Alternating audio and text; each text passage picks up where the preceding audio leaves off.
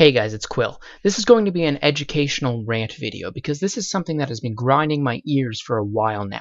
I've been seeing a lot of pinheads on the interwebs complaining about why it's taking so long for Blizzard to develop classic WoW. Saying stuff like, "Oh, Blizzard already has the old code. Why does it take so long? The game is already done. They don't have to do anything, right?" Like, what do these people think? You can just take 12-year-old code, slap it on a server, plug in the internet, and boom, we got classic WoW, boys. Let's jump into MC. Well, it doesn't work that way. Okay, let's calm down here for a second, Let's be fair here. Not everybody understands the details or the scope of the technical problems that can be involved in a project like this. And understandably, the answer of, "It's a huge technical challenge," isn't really satisfying enough of an answer for a lot of people. So what I'm going to do today is explain the challenges that are likely eating up a lot of Blizzard's time in more detail without actually getting into the nitty-gritty of how code works to try and make the work that Blizzard actually has to do a little bit more tangible for people to understand.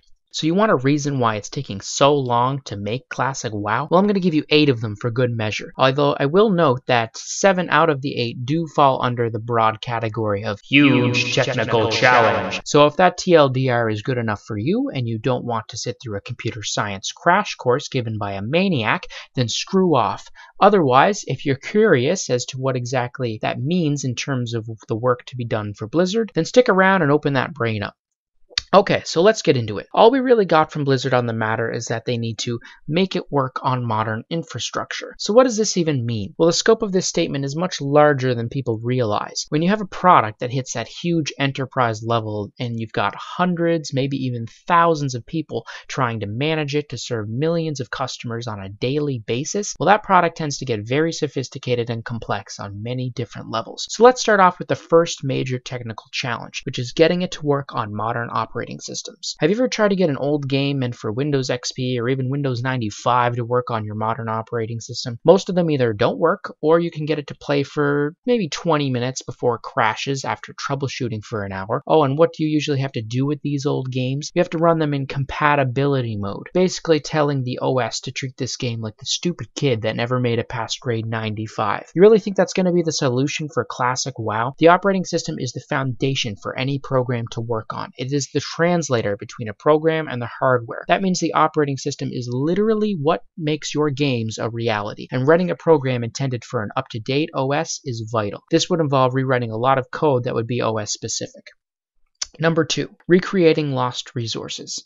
This one came from the project manager of Nostalrius after meeting with Blizzard. In short, he basically said that while they do still have the core code, there are other required resources that were lost and need to be recreated. The amount lost seems to be significant based on his wording of, "It is likely to take a lot of resources through a long development process." Number 3, getting the game to connect to modern external components. So when I say external components, I'm mainly referring to like databases and web services, as these are the most common ones. So right quick, what are these? A database is where all persistent data is stored. Just about any data that you can imagine in game that isn't wiped or reset when you uninstall. That is persistent data most likely stored in a database. Things like your character, their gear, the items they have, their quests, etc. Now, what is a web service call? It's simply a call to a third party for data that you want but do not have. You know, when you unlock your iPhone, it tells you the weather in your town. Do you really think that Apple is out at the airport with weather balloons to get that data for you? No, they simply take it from a third party through a web service call by providing your location.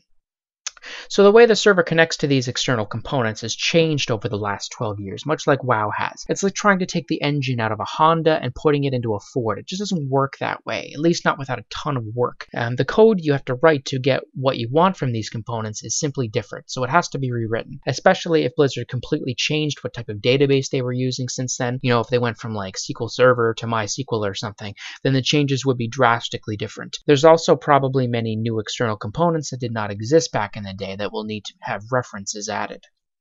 Number 4, repeating all non-gameplay changes. Man, the no changes movement is gonna revolt over this one. Sorry guys, but there's gonna be a ton of changes in classic WoW.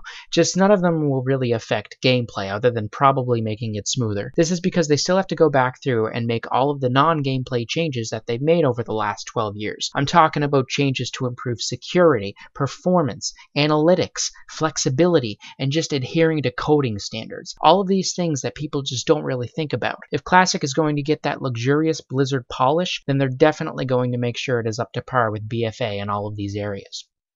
Number 5, updating programming languages and libraries. If they're going to get it connected to modern external components on modern operating systems, they're probably going to have to update the programming language and definitely hundreds, if not thousands of code libraries. Code libraries are basically code written by third parties to accomplish specific tasks. For example, if I wanted to write a program that generated an Excel spreadsheet file of all the people that I hate, I would use a library that someone else wrote to do it in a couple of lines instead of figuring out how to interface with Excel myself, which would be a much more complicated process. Any piece of software uses many of these libraries, and chances are the ones from WoW had from 12 years ago are mostly incompatible with a modern setup today. Some may not even have modern updates available, in which case Blizzard will have to seek out alternatives. And like I mentioned, they probably have to update the programming language as well. I believe I read that WoW was written in C++, not 100% on that, but regardless, updating a programming language after 12 years is going to involve some major syntax changes, which would mean rewriting a stupid amount of code. Number 6, Battle.net and modern subscription model integration. This one is pretty self-explanatory. They have to write the code for Battle.net integration from scratch, and they have to completely rewrite how it interfaced with accounts and billing for your subscription, since that's certainly different today and will probably be combined with your retail sub. Number 7, dealing with cascading side effects. This one applies as a bonus challenge to all of the previous ones that I've mentioned. Software is like a fragile little flower. You have all of these different components talking to each other. You can think of it visually like a huge network or spider web where all of these components are connected.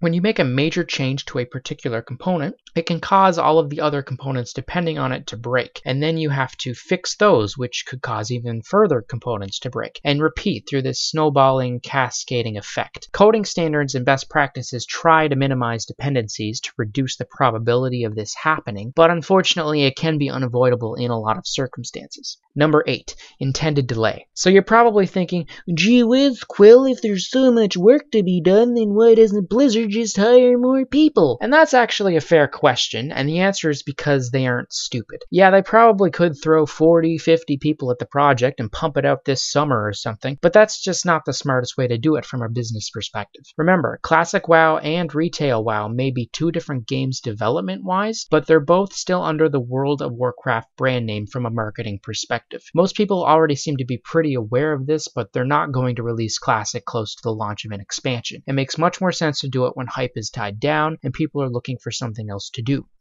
There's also the fact that Classic isn't going to require new and innovative content additions. This means it doesn't need as big of a team to maintain. If they hired a ton of people to get it done fast, well then there would be a ton of layoffs after release, and I don't think I need to go into why Blizzard wouldn't want to deal with that. So in summary, they're going to hire as many people that they think they need to get it done around the time of a content lull, while also being around the number of people required to maintain the game after release. So there you have it, guys. If this doesn't have you shocked if Classic comes out before 2030, then take a programming course and see it firsthand. Honestly, the more I think about it, it might even be easier for them to just approach the whole thing from the other side and just take their current setup for BFA and completely remake Vanilla Azeroth by hand. But obviously that would be a monumental task as well.